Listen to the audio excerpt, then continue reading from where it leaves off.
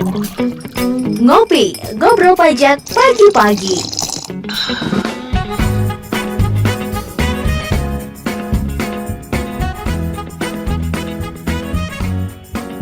98.5 Radio The Meaning Station. Hai, halo, assalamualaikum, selamat pagi. Apmenia, apa kabar pagi hari ini? Semoga sehat dan semangat ya.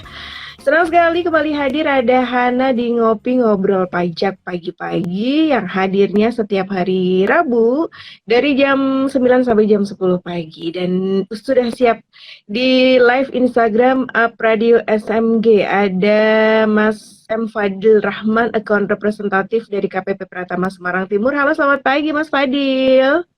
Halo pagi Mbak Hana, Apmenia semua. Salam sehat semuanya ya. Iya, alhamdulillah. Semoga semuanya sehat ya. Dan Nih, untuk pagi hari ini kita akan membahas mengenai kewajiban pelaporan SPT tahunan ya. Jadi untuk Apmenia yang mungkin terutama untuk wajib pajak yang baru yang belum paham kewajiban pelaporan SPT-nya seperti apa, bisa bertanya melalui WhatsApp ya untuk Apmenia yang lagi dengerin radio. Bisa di 0878 33 300 400 di 0878 33 300 400 ataupun bisa bertanya langsung melalui live Instagram di Up Radio SMG. Oke. Nah, mungkin sebelum kita membahas mengenai kewajiban pelaporan SPT tahunan nih. Nah, Mas Fadil mungkin bisa dijelaskan dulu nih apa sih SPT tahunan? Kenapa kita harus mengisi SPT tahunan? Siapa saja yang harus mengisi begitu? ya mungkin teman-teman Apmenia jangan bosen ya, nggak jauh-jauh biasanya kita bahas SPT. Mungkin karena ini sebenarnya kan siaran kita yang terakhir 2020 ya. Semoga Betul. sebenarnya temanya lebih ke persiapan SPT tahunan untuk tahun depan. Karena Januari Mm-mm. besok kita mulai lagi kewajiban SPT tahunan yang mungkin di tahun 2020 ini kemarin karena kita pandemi. Jadi semuanya tuh banyak molor kan.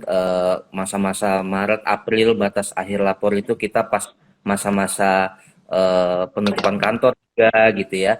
Nah, untuk tahun depan sementara ini masih ikut aturan normal. Januari kita udah mulai start SPT tahunan.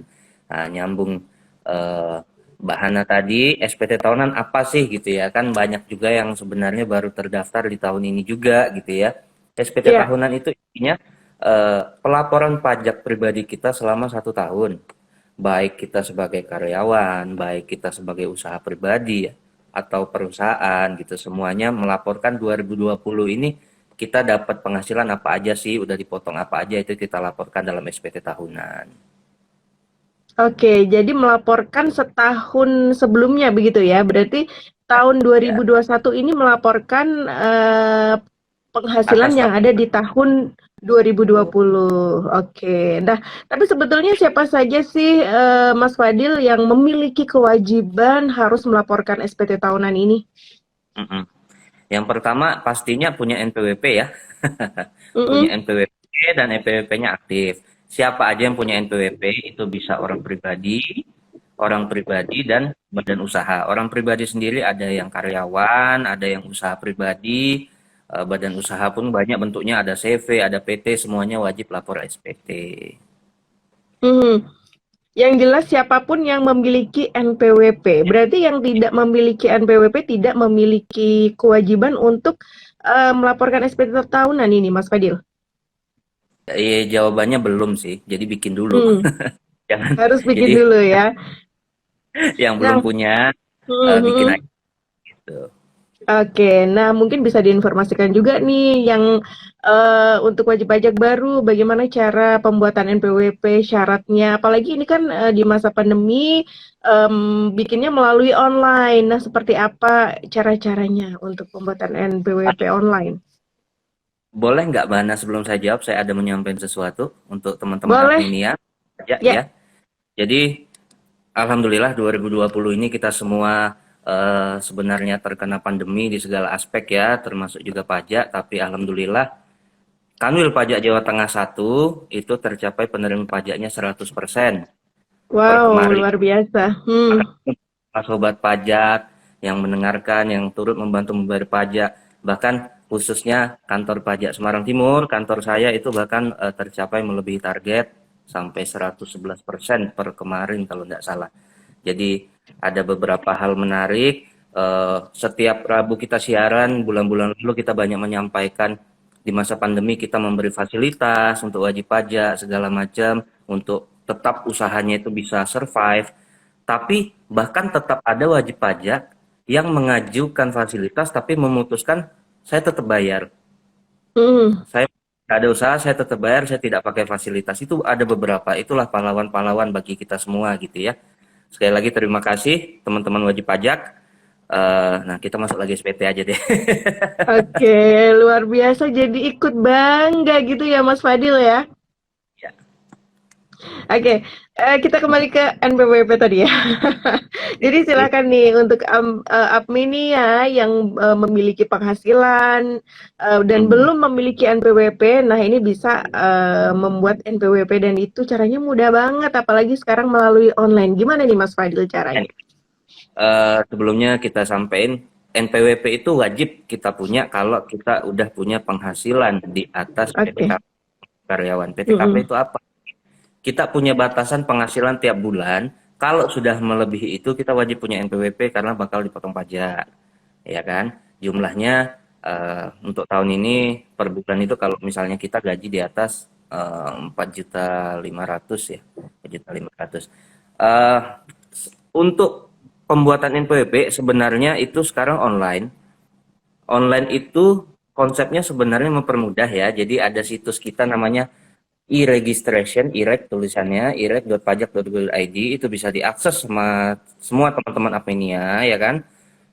Nanti di sana itu sudah jelas setelah kita bikin akun, diminta bikin akun, email segala macam, nanti kita tinggal ikuti aja pertanyaan di sana. Di sana udah jelas nanya kita punya usaha atau enggak, kita karyawan atau enggak, penghasilan kita berapa, itu tinggal kita ikutin aja, nanti sistemnya sudah bisa membaca NPWP kita nanti jadinya gimana gitu. Udah sangat gampang. Untuk syaratnya sendiri harus menyiapkan dokumen apa saja nih untuk Apmenia yang ingin membuat NPWP? Oke, setelah kita login ke IREG tadi ke website, kalau bingung website apa, tinggal kita googling aja sih untuk daftar NPWP gitu, nanti biasanya keluar. Jadi kalau kita klik, yang pertama diminta kita bikin akun. Yang disiapkan tentu email ya, email sama mungkin nomor HP disiapkan aja. Nanti selama proses mendaftar, di endingnya itu kita upload scan KTP kalau untuk orang pribadi ya, scan KTP. Kalau untuk perusahaan ada tambahan scan akta pendirian. Itu pun ketika misalnya ada misalnya yang kurang atau apa, nanti semuanya itu dikomunikasikan lewat email. Jadi kalaupun misalnya kita berhasil submit ternyata ada yang kurang, nanti baca aja email apa yang kurang, tinggal lengkapi. Semuanya serba sistem sih, jadi gampang. Oke, nah ini untuk wajib pajak tadi tinggal menyiapkan KTP dan juga email tadi ya, dan nomor handphone yang aktif pastinya. Nah, kalau untuk wajib pajak badan, apa yang harus disiapkan untuk membuat NPWP? Intinya sama, cuma ada ketambahan karena badan hukum pasti ada pengurus. Jadi yang disiapin pengganti KTP-nya tadi KTP pengurus, NPWP pribadi pengurus itu bisa direktur atau siapapun nanti yang bertanggung jawab. Nah, kalau untuk badannya sendiri ditambahkan akte pendirian biasanya. Jadi syaratnya sebenarnya syarat-syarat standar sih, nggak ada yang harus disiapkan secara khusus, nggak ada. Oke, tidak menyulitkan ya, mudah sekali syaratnya untuk pembuatan NPWP. Untuk prosesnya sendiri juga cepat ya Mas Fadil ya? Aduh cepat, yang penting internet jalan. Oke, nah ini kalau berbicara mengenai tadi sempat putus internetnya kan. Yang menghambat adalah internetnya ya. Oke, nah tadi Mas Fadil sempat mengatakan mengenai PTKP ini. Nah, PTKP ini apakah setiap tahunnya ada perubahan atau bagaimana nih Mas Fadil? PTKP itu selama tidak ada aturan perubahan tidak akan berubah ya. yang terakhir sekarang itu sudah jalan dari tahun 2016, 17 ya, udah 4 tahunan itu enggak berubah masih untuk bujang 4.500 4.500.000 sebulan, dengan Mm-mm. sprint atau ketambahan anak nanti ada tambahan lagi. Jadi semakin banyak tanggungan, semakin besar penghasilan kita yang nggak kena pajak, tapi tetap ada batasnya. Batasnya Oke, eh, anak 3, ya, nikah satu oke. anak. Kalau tambahannya sendiri berapa nih, Mas Fadil? Jadi kalau orang pribadi itu sebulan 4 juta, 4.500.000, berarti setahun 54 juta. Mm-mm. Tambahan dia punya istri atau suami, ditambahin lagi dari 54 juta itu 4.500.000.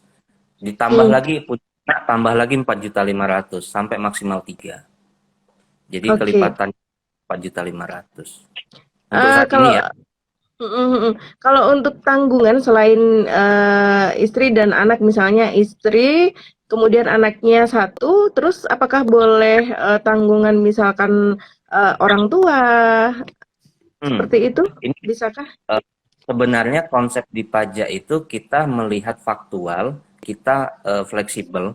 Jadi siapapun yang memang posisinya kita tanggung hidupnya itu bisa masuk. Baik orang tua, baik keponakan, baik siapapun yang punya hubungan darah sama kita, selama memang kita tanggung, itu bisa kita masukkan. Cuma kadang-kadang kan kita suka terbentur hal formal ya Mbak ya, takut mengada-ada atau apa. Kalau saran saya, samain aja dengan kartu keluarga, samain kartu keluarga. Kecuali kalau orang tua silakan ditambahkan langsung, tapi kalau selain orang tua atau anak kandung kalau mau ditambahkan ya samain aja di kartu keluarga ada tanda gitu, maksimal 3. Oke, yang penting maksimal 3 itu tadi ya. Oke, kita kembali ke SPT tahunan nih. Nah, apa sih sebetulnya fungsi dari SPT tahunan ini sendiri, Mas Fadil? Ya tadi, jadi kita ini negara yang menganut pajak self assessment system. Wah, bahasa Inggris tuh. Kira-kira artinya Hmm, wajib pajak yang menghitung sendiri, melapor sendiri, membayar sendiri gitu. Jadi karena selama ini proses perpajakan itu kita serahkan dihitung sendiri sama wajib pajak, maka setiap 1 tahun berakhir kita minta laporan perpajakan itu sendiri dalam bentuk SPT itu gitu. Jadi nanti bisa kita kita cross check benar atau enggak. Kalau misalnya karyawan di SPT-nya mencantumkan bekerja di sini telah dipotong oleh perusahaan ini, bukti potongnya sekian, itu benar apa enggak kan bisa kita cek dari laporan SPT-nya masing-masing. Yang usaha menyatakan tiap bulan saya usaha, saya bayar pajak segala macam kan bisa kita cek benar atau enggak gitu. oke. Nah, untuk pelaporan SPT tahunan sendiri ini ada batasan waktunya nggak sih untuk melaporkannya, Mas Fadil? Ada, ada. Jadi mungkin teman-teman adminnya sudah tahu kalau NPWP orang pribadi lapor SPT-nya paling lambat 31 Maret tahun depannya. Jadi untuk 2020 paling telat 31 Maret 2021. Kalau badan hukum, PT, CV, firma segala macam batasnya mundur 1 bulan 30 April 2021 untuk 2020 ini. Oke, jadi batasannya untuk wajib pajak pribadi adalah tanggal 31 Maret ya 2021 dan untuk wajib pajak badan itu tanggal 30 April 2021. Kalau melebihi batas waktu, apakah ada sanksinya untuk wajib pajak? Ya, sanksi pasti ada ya. Setiap undang-undang pasti ada sanksi ketika melanggar. Sanksinya itu denda ya, denda kalau untuk orang pribadi. Kalau telat atau tidak menyampaikan sampai 31 Maret itu dendanya 100.000 setahun. Mhm. Kalau badan hukum itu 1 juta. Eh Ya nggak usah dipikirin lah sanksinya 3 bulan 4 bulan menurut saya kan panjang tuh waktunya. Makanya tema saya Hmm, Desember sudah mulai SPT tahunan untuk mengingatkan dari awal. Jadi Januari kita udah bisa proses. Eh, betul. Hmm. bukan cuma NPWP yang kita bikin lewat online, bahkan pelaporan pajak pun diarahkan itu online, e-filing atau e-form, Hmm. mungkin teman-temannya semua udah sering dengar. Untuk kita melaporkan pajak online, kita perlu juga membuat yang namanya e-fin segala macam. Nah, itu bikinlah dari Januari. Uruslah dari Januari sehingga nanti nggak numpuk di menjelang Maret atau April gitu. Oke, nah itu nanti mungkin bisa dibahas lagi nih mengenai syarat pembuatan e-fin yang online ya. Karena sekarang Ya, melalui online nih. Jadi syaratnya seperti apa? Terus nanti bagaimana cara masuk ke dalam e-filing dan lain sebagainya. Kalau SPT sendiri sebetulnya ada berapa jenis sih, Mas Fadil? jenisnya SPT tahunan ya, kita bahas SPT tahunan. Itu jenisnya menyesuaikan jenis wajib pajak yang kita bahas tadi. Jadi kalau orang pribadi itu punya kode namanya 1770. Nah, orang pribadi sendiri kan ada statusnya karyawan ya, Mbak Hana ya.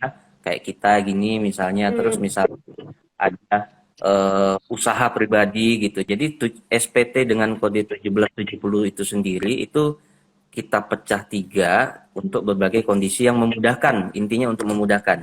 Jadi orang pribadi itu SPT 1770, tapi ketika kita hanya karyawan saja dan penghasilan kita di bawah 60 juta setahun, itu kita pakai 1770 SS, ada tambahan SS. Kalau kita karyawan saja, tapi penghasilannya di atas 60 juta, mau kita kerja di satu tempat atau dua tempat di atas 60 juta, kita pakai 1770 S namanya. Jadi ketambahan kode Hmm. S dan S ya. Bedanya apa? Bedanya hanya formnya lebih sederhana. Jadi 70S itu lebih sederhana dari 1770, SS lebih sederhana lagi. Intinya cuma di situ aja. Nah, untuk tadi orang pribadi, kalau badan hukum, kode SPT-nya itu 1771. Jadi beda di ujungnya. Kalau tadi 1770, ini 1771. Ya sebenarnya cuma cuma itu aja, ngikutin status kita aja. Oke, kalau sudah mungkin mengikuti tadi statusnya apa, terus menggunakan form yang mana, nanti otomatis tinggal mengisi form yang tersedia begitu ya, Mas Fadil ya, dan itu cepet banget, gampang banget ya, Bang, nggak ada 5 menit ya, Mas ya. internet kenceng, super oke. Wah, nggak nyampe 5 menit. Iya, nggak nyampe 5 menit. Yang penting internetnya ini ya, Mas ya. Oke, tadi gimana? Ke yang kita bahas tadi, kebanyakan Januari, Februari suka belum ngurusin, Maret tiba-tiba ngurusin semua ngurusin di akhir Maret, jadi server penuh, terus kita keluhkan kok lemot banget untuk lapor gitu. Nah, itu Mhm, yang mhm. kita ajak di sini. Ayo dari Januari yuk kita mulai urus gitu biar nggak ada hambatan gitu. Oke, tapi biasanya salah satu kendala adalah selain tadi internet ya. Nah, ini bagian keuangan dari perusahaan kadang tidak memberi bukti potong dengan biasanya mepet-mepet juga ini Mas bukti potongnya. Nah, mungkin adminnya juga bisa mengingatkan atau meminta lah Ayo, ya kalau misalkan belum dikasih bukti potongnya mungkin diminta jauh-jauh hari gitu bulan Januari udah diingetin kita harus SPT tahunan nih jadi harus cepet nih bukti potong dan lain sebagainya begitu ya Mas Fadil ya. nah, pengalaman pribadi atau gimana, Bang? Curcol jadinya. Terus, nanti Januari dari pihak kantor pajak sendiri biasanya sudah mulai menyurati ke perusahaan-perusahaan yang kira-kira karyawannya banyak atau apa, itu udah mulai kita Ya. suratin. Tolong dipercepat karena ketika masuk tahun yang berbeda, masuk bulan Januari, mereka pun sudah menyiapkan administrasi untuk tahun 2021. Harusnya Mm-mm. administrasi 20 pun sudah mereka mereka close gitu ya. Jadi tinggal diterbitkan aja bukti potongnya. Oke, untuk segera diterbitkan ya, terutama yang perusahaan karyawan banyak itu benar banget Mas. Dikit gitu. Enggak bilang kalau kalau saya nanti didenda minta lo duitnya gitu aja. Bukan tanggungan saya loh kalau didenda gitu ya. Oke, Oke, kita kembali ke tadi ya, untuk cara pelaporan SPT tahunan tadi menggunakan e-filing. Nah, sekarang menggunakan secara online ya. Kenapa sih sekarang harus beralih ke e-filing, Mas Fadil? E-filing online. Jadi hampir semua pelayanan di pajak dan beberapa instansi lain sudah diarahkan semuanya online.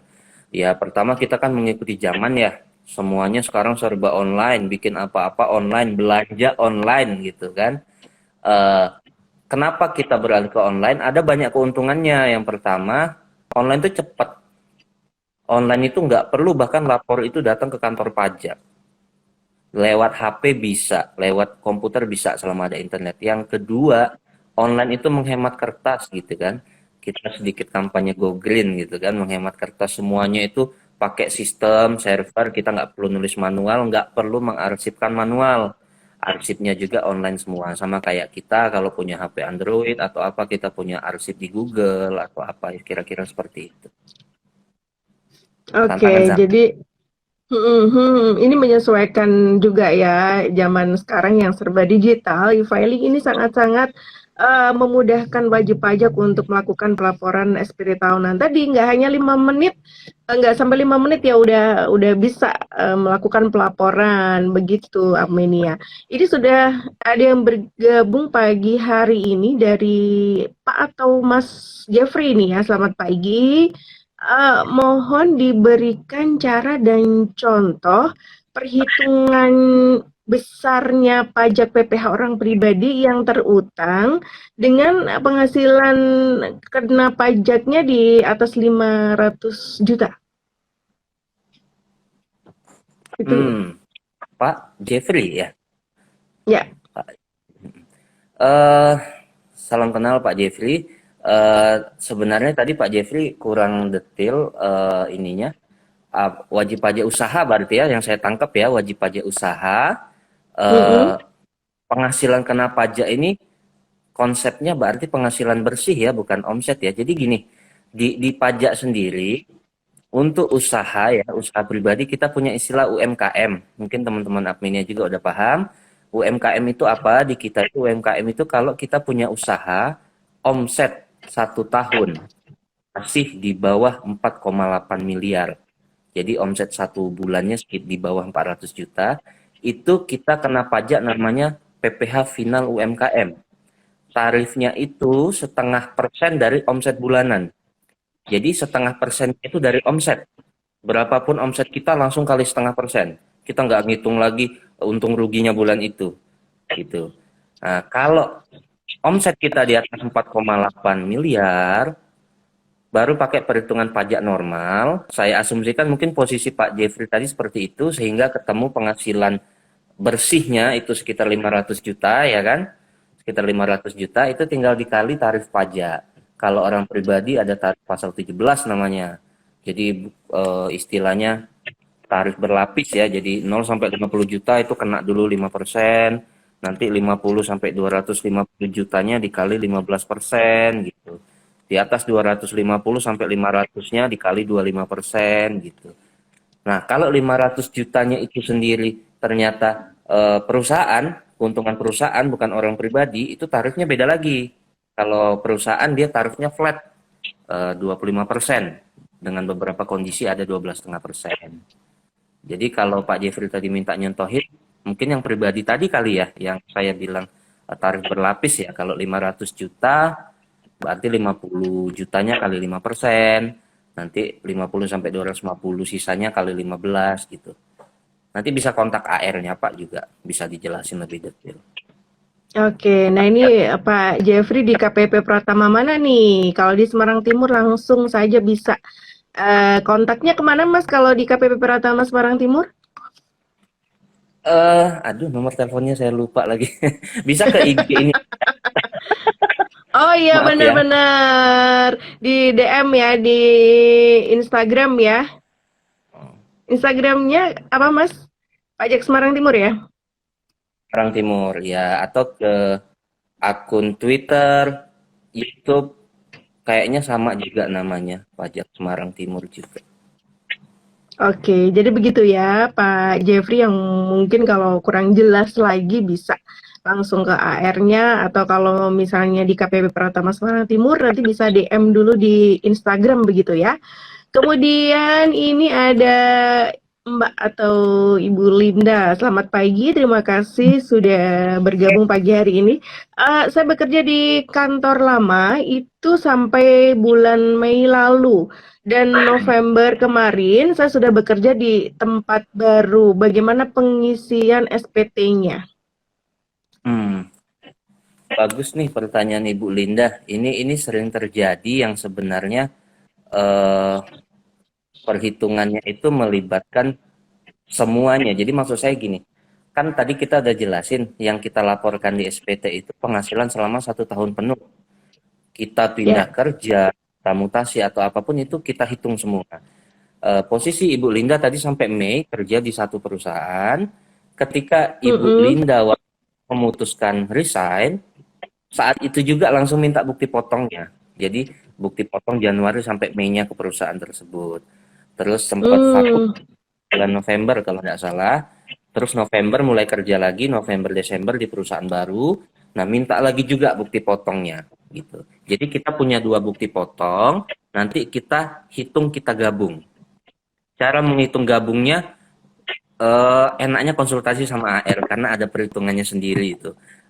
Kita juga harus lihat bukti potongnya. Kadang-kadang gini, kadang-kadang beberapa perusahaan itu membuat bukti potong untuk pegawai yang keluar di tengah tahun itu tidak disetahunkan gitu. Istilahnya tidak disetahunkan itu harus seolah-olah disetahunkan dulu penghasilannya untuk dihitung pajaknya, kira-kira gitu. Jadi kita nggak bisa jelasin Hmm. langsung kalau kita nggak melihat gimana sih bentuk bukti potongnya itu. Yang pasti kita mau pindah-pindah kerja dalam 1 tahun, setiap kita pindah mintain bukti potongnya. Jadi selama sampai Desember itu kita udah terkumpul berapa bukti potong, ngitungnya gimana, kontak AR-nya silakan, cepat aja itu dihitung tuh. Oke, nah kalau semisal nggak dapat bukti potong nih Mas Fadil, berarti kita memang harus meminta ya di perusahaan yang lama ya Mas Fadil ya? Betul harus meminta. Ada banyak cara kalau memang betul-betul mentok. AR pun kadang-kadang teman-teman, maksud teman-teman di pajak juga bisa bantu menghitungkan. Jadi kalau memang mentok nggak dapat bukti potong, nanti coba kita bantu hitungkan berapa penghasilan tiap bulan, selama ini potongan apa aja, itu bisa kita bantu hitungkan. Cuma mungkin kalau kita nggak punya bukti potong, kalau misal penghasilan kita itu ada pajaknya, kalau pajaknya sudah sempat dipotong sama perusahaan, kita kan jadi nggak pegang buktinya gitu. Nanti pas dihitungin sama orang, sama kita, sama kami, nanti ada ketemu pajaknya, kita harus bayar padahal sebagian mungkin pernah dipotong atau apa kan kita nggak tahu gitu. Jadi lebih bagus kita mintakan gimana pun caranya. Iya, oke. Jadi begitu ya, Mbak atau Ibu Linda memang harus minta bukti potong dulu nih di perusahaan yang lama ya. Kemudian ada Isna yang ada di Semarang. Kalau mau bikin event, apakah bisa langsung ke kantor pajak atau gimana? Nah, ini tadi yang mau kita bahas nih, Mas Fadil. Nah, jadi memang sekarang semua pelayanan kita arahkan mayoritas online, tapi tetap kita membuka pelayanan offline dengan syarat sekarang untuk datang ke kantor pajak kita harus booking antrian online. Online lagi antriannya nih. Jadi ada Hmm, situs namanya kunjung.pajak.go.id. Jadi sebelum kita ke kantor pajak untuk urusan apapun, kita buka dulu situs itu. Nanti kita tinggal pilih di situs itu, kita mau datang kantor pajak itu urusan apa. Misalnya ngurus EPIN tadi, atau misalnya ketemu diskusi konsultasi sama akun representatif, atau misalnya mau menyampaikan apa, nanti bisa kita booking di situ. Mau jam berapa, mau hari apa, nanti nanti kelihatan. Di kantor pajak manapun nanti kelihatan kalau kita nginput NPWP. Mungkin banyak teman-teman oke. juga belum tiba-tiba datang ke kantor pajak, oh saya nggak boleh masuk gitu. Jadi buka dulu teman-teman Apmenia, ada situs namanya website kunjung.pajak.go.id. Silakan dibuka dulu kalau ada mau datang-datang ke kantor pajak manapun. Jadi harus daftar online dulu ya kalau mau ke kantor pajak ya. Itu bahkan kita bisa menentukan tanggal dan jam berapa kita bisa ke sana. Itu lebih mudah Malah lagi ya. efektif buat kita semua kan. Betul, betul ya. Ini juga ada Firman, terima kasih. Ini menanyakan terkait apa nih, faktur pajak ya. Selain membuat dan merekam faktur pajak, bisakah saya membuat laporan SPT masa PPN di online pajak? Bagaimana caranya? Hmm, bagus pertanyaannya Pak Firman ya, Mas Firman. Faktur ya, faktur berarti agak sedikit bergeser bukan tentang SPT tahunan ya, tapi SPT Ya, bulanan PN ya. mhm, Untuk membuat faktur, membuat SPT, sekarang kan sudah pakai bukan aplikasi, sudah pakai website e-faktur ya, mhm. efaktur.pajak.go.id. Nah, untuk melaporkannya pun itu lewat online. Jadi web.efaktur.pajak.go.id. Ada beberapa kondisi untuk lapor online karena dulu gini Mbak Hana, sampai bulan Oktober kemarin itu melaporkan SPT PPN tetap di e-filing biasa. Memang bikin SPT-nya di e-faktur tapi lapornya di e-filing biasa. Nah, untuk sejak November, Desember dan kedepannya itu lapor SPT PPN pun di e-faktur itu sekalian, tapi ada web sendirinya gitu. Mungkin kalau lebih jelasnya Pak Firman silakan hubungi kantor pajak terdekatnya nanti supaya laptopnya atau komputernya itu dibantu untuk diinstalkan sertifikatnya di situ sehingga bisa langsung lapor. Oke, harus diinstal dulu ya, untuk itu ya.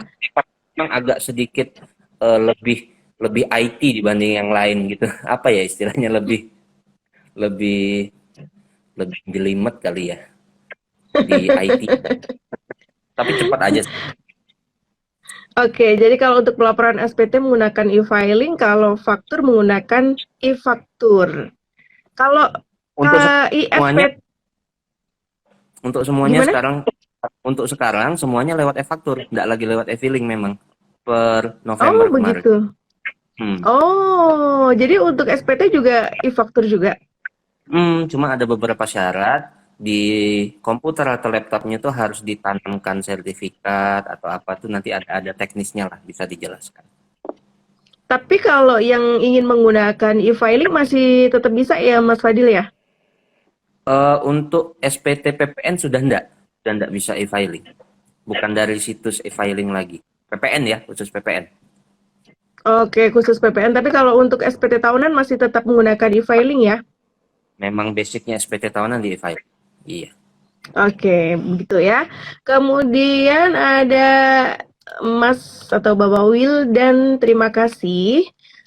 Pada formulir yang mencantumkan harta terakhir dan hutang terakhir di akhir tahun, ini saya masih bingung. Mohon dijelaskan. Ya. Kalau kolom harta, intinya kita mencantumkan semua harta yang kita punya, semua aset yang kita punya. Hmm, Bisa kendaraan, bisa tanah bangunan, rekening atau uang tunai. Cuma bedanya kalau aset-aset tidak aset bergerak dan tidak bergerak yang fisik kayak tanah bangunan, mobil, perhiasan mungkin itu yang kita masukkan di SPT adalah tahun perolehan. hmm. Berarti tahun beli ya. Kita belinya kapan dan harga belinya berapa. Itu yang ada di form SPT. Tapi hal-hal harta-harta seperti tabungan atau deposito atau apa itu adalah saldo per akhir tahun itu. Jadi kalau kita lapor SPT 2020, kalau kita punya tabungan berarti saldo Desember 2020 gitu. Hutang pun seperti itu. Hutang itu mirip seperti rekening tadi. Jadi saldo hutang di akhir tahun itu berapa gitu. Jadi SPT 2020 saya punya hutang misalnya di bank apa gitu. Nah, saldo hutang saya bulan Desember 2020 berapa gitu. Oke, Mas, ini ada pertanyaan yang agak panjang nih. Mana tadi ya? Ini Ya, dari Ibu Indri. Dari Ibu Indri, saya mau tanya, Kalau misalnya nih ada customer kita yang menanyakan tanda bukti pelaporan pajak pada transaksi tahun lalu, tetapi ternyata kita tidak memiliki dokumen-dokumen pelaporan pajak, entah konsultannya tidak lapor atau bagaimana karena sudah tidak bisa komunikasi dengan yang bersangkutan. Nah, apa bisa kita hanya memiliki dokumen invoice dan lain-lain, kemudian meminjam data pelaporan pajak, apa bisa dengan modal dokumen-dokumen tersebut untuk menanyakan pada kantor pajak mengenai faktur pajak transaksi tersebut? Ya, ya, ya, ya. Ini menarik pertanyaannya. Itu biasanya sering terjadi kalau ada hubungan pekerjaan dengan instansi pemerintah biasanya. Apalagi kalau Hmm, misalnya masuk yang tidak terlalu rapi dalam hal pengarsipan ya. ya. Intinya selama memang itu NPWP kita, tanggung jawab kita, kalau kita butuh informasi data apapun yang kita punya ke kantor pajak itu bisa. Jadi kalau kita mau mau kita nggak punya lagi arsip laporan pajak bertahun-tahun yang lalu, ya kita tinggal Hmm. ke kantor pajak, coba minta tolong dilihatkan atau dicetakkan mungkin laporan-laporan yang kita butuh itu bisa semua kok, bisa semua. Cuma saya di sini mau menyampaikan saya kurang jelas masalah customer ingin meminta ya. Mungkin agak difilter juga dalam hal apa gitu ya. Kadang-kadang laporan pajak itu sendiri kan SPT tahunan itu sendiri kita tempatkan itu tidak boleh Hmm. kita kasih siapa-siapa gitu loh.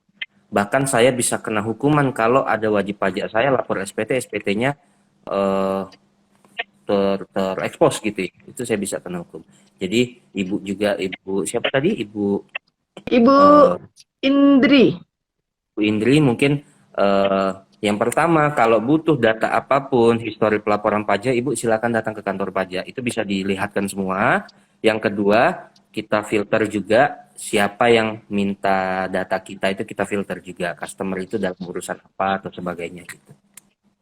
Oke, kalau untuk meminta atau melihat data-data di kantor pajak ada syarat-syaratnya nggak nih, Mas Fadil? Kalau datang sendiri cukup perlihatkan NPWP dan KTP aja. Oke, udah bisa langsung melihat ini ya, untuk yang Iya. tahun-tahun lalu begitu ya. Ini Bu Indri buka website kunjung pajak dulu ya, booking antrian Oh kedatangan. iya, iya sekarang menggunakan ini online ya untuk antriannya ya Ibu Indri ya. Kemudian ada juga Mbak Lia, selamat pagi. Benarkah pemungutan PPN dan PPh pasal 22 atas belanja barang yang dilakukan bendahara atau instansi pemerintah untuk pembelian di atas 2 juta rupiah? Ya, saya paham pertanyaannya. Jadi, eh, setiap kita transaksi sama pemerintah, bendahara pemerintah, baik pengadaan atau pekerjaan fisik segala macam, itu memang bendahara pemerintah wajib untuk memungut pajak-pajak kita. Jadi yang pajak kita itu dipungut langsung sama mereka dan disetorkan sama mereka, kita dapat bukti potongnya atau bukti setornya. Khusus PPh, pengadaan dan PPN, pengadaan itu kalau di kita namanya kode PPh 22. Itu memang punya batasan apa namanya? Batasan pembelian ya. Jadi kalau di bawah 2 juta itu belum terkena pajaknya. Di atas 2 juta baru kena pajaknya. Memang ada aturan tapi itu untuk pengadaan-pengadaan yang dananya bersumber dari dana-dana bantuan yang ada listnya. Misalnya kalau dinas pendidikan tuh dana BOS gitu, Mbak. Terus kalau misalnya PU mungkin ada dana bantuan apa, jadi ada listnya, saya juga kurang hafal. Itu jadi bisa bisa jadi pertanyaan tadi bisa jadi betul.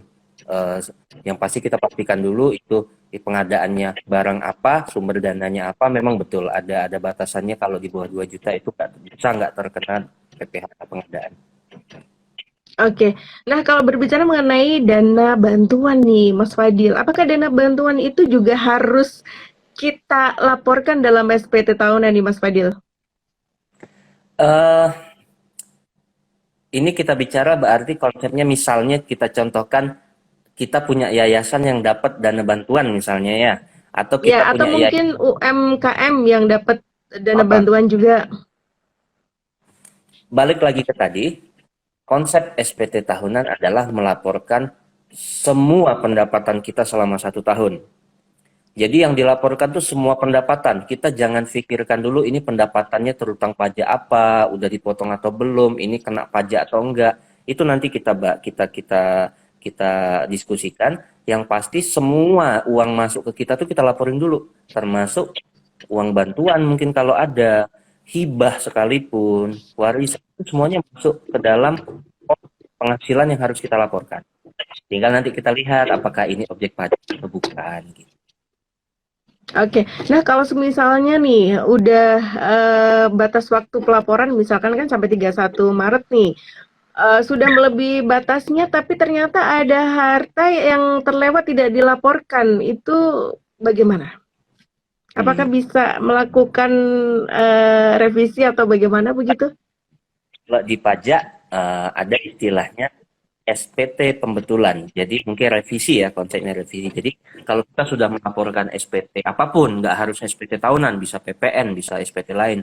Kita udah lapor, tiba-tiba ada data tambahan atau apa, itu kita bisa lapor pembetulan namanya. Jadi kita langsung tambahkan aja yang kemarin kita lapor apa, kita masukkan lagi, kita tambahkan data baru. Itu bisa, Bisa ya, itu kena bisa. denda nggak Mas Fadil?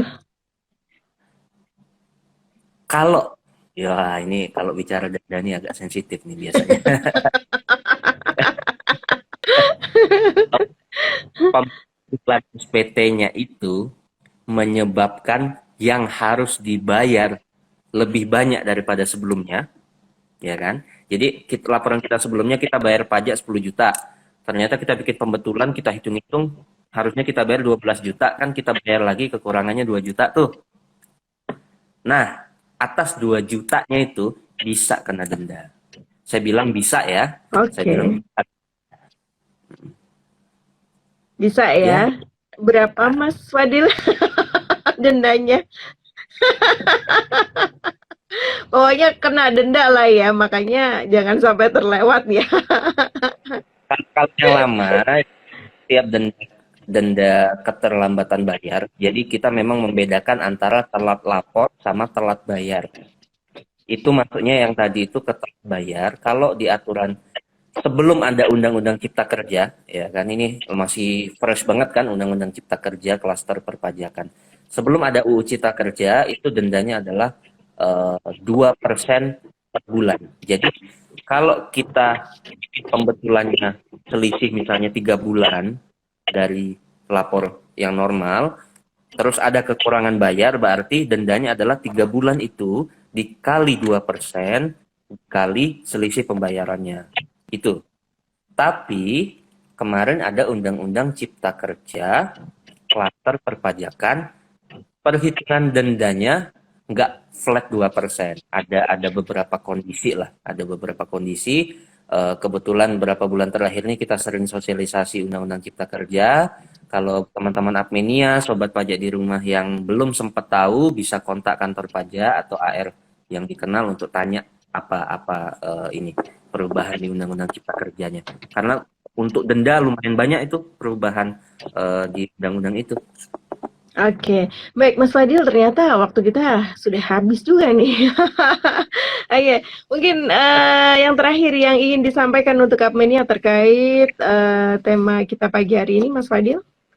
Jadi teman-teman Adminia di rumah, sobat-sobat pajak, sekali lagi saya ucapkan terima kasih telah melaksanakan kewajiban perpajakannya dengan tulus, dengan baik di 2020 ini. Dengan kondisi pandemi, kita bahkan masih bisa mencapai penerimaan itu melebihi target 100%. Dan mulai Januari besok sudah mulai kita lapor SPT tahunan.